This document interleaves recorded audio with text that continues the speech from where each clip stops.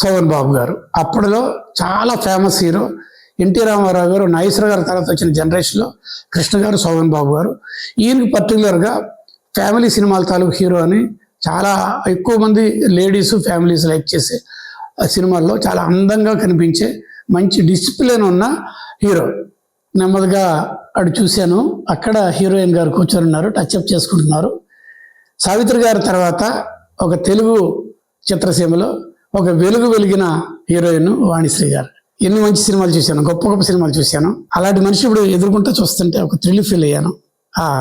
Very good, very good అని చెప్పి నెమ్మదిగా మళ్ళీ ఇటు పక్కకు చూశాను. ఒక పెద్ద ఆయన, చూడగానే గౌరవించాలనే ఒక మనిషి.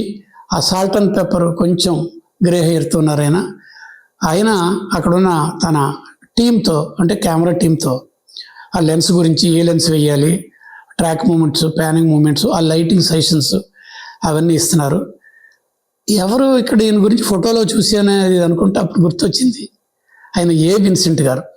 ఇండియాలోనే చాలా పాపులర్ అయిన, చాలా ఫేమస్ అయిన లెజెండరీ సినిమాటోగ్రాఫర్ ఆయన. రాఘవేంద్ర గారితో వేరే సినిమాలు మీకు బాగా గుర్తుండే సినిమాలు ఏంటంటే జగదేక వీరుడు, అతిలోక సుందరి, ఎన్టీ రామారావు గారితో మోహన్ బాబు గారు చేసిన మేజర్ చంద్రకాంత్, ఇంకా ఏంటి చాలా చాలా చాలా పాత శ్రీధర్ గారితో, తమిళ శ్రీధర్ గారితో చాలా గొప్ప సినిమాలు, ఒక చరిత్ర సృష్టించిన టెక్నికల్గా ఆయన. మేమందరం ఫర్దర్గా తర్వాత జీవితాల్లో విన్సెంట్ మాస్టర్ గారు అని గౌరవంగా ఆయనతో నేను కూడా కొన్ని రోజులు పనిచేశాను.